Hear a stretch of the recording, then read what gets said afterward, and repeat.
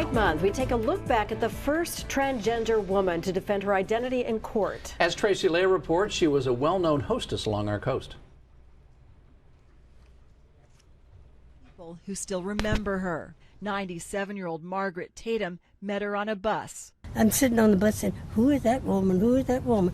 84-year-old Buddy Gibson says she was his babysitter. My sister and myself, we actually knew Lucy Hicks as Miss Lucy.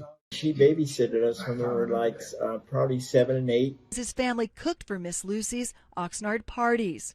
She invited guests from Santa Barbara to Los Angeles.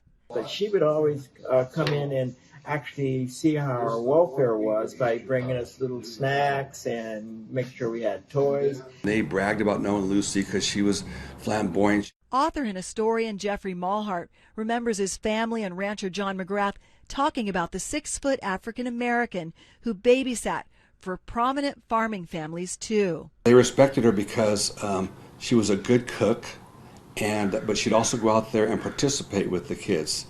But he did notice that Lucy could hit the ball a lot farther, and he did notice a 5 o'clock shadow.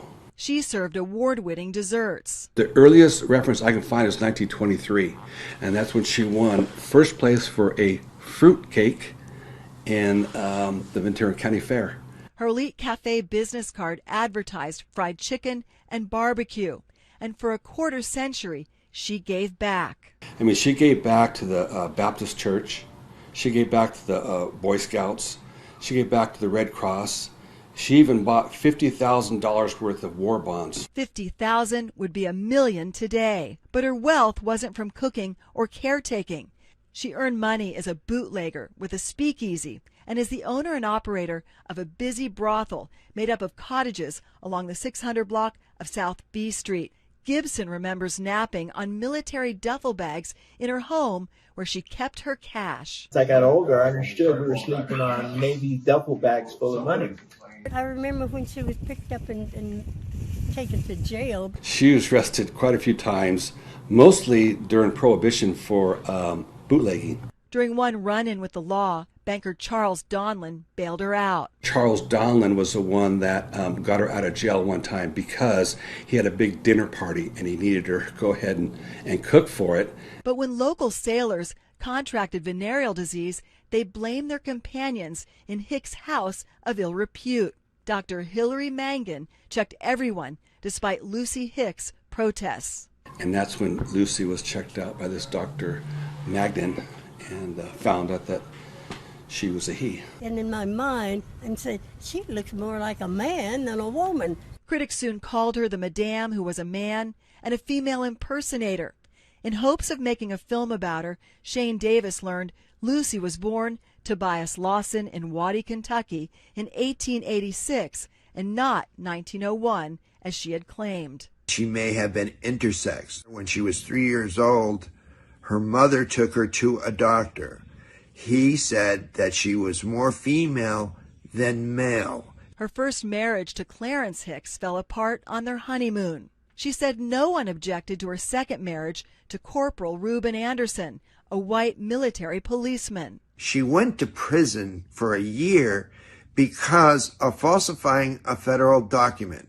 And that federal document was her marriage license. The Press-Courier was the popular paper back then. The building is now a senior apartment complex. In 1945, Press-Courier reporters covered Lucy Hicks' perjury trial here at what is now Ventura City Hall.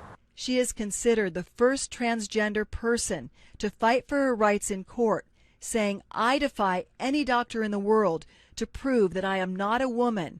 I have lived, dressed, acted just as I am a woman." Time magazine ran an article entitled Sin and Souffle.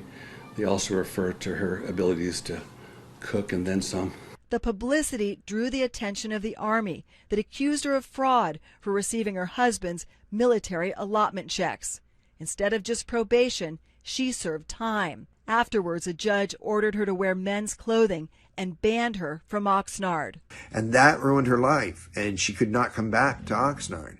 And she died, I guess, alone in Los Angeles. Many people would like to celebrate Lucy's legacy. She is a hero, and to me, she's an important part of the history of Oxnard. In Oxnard, I'm News Channel reporter Tracy Lair.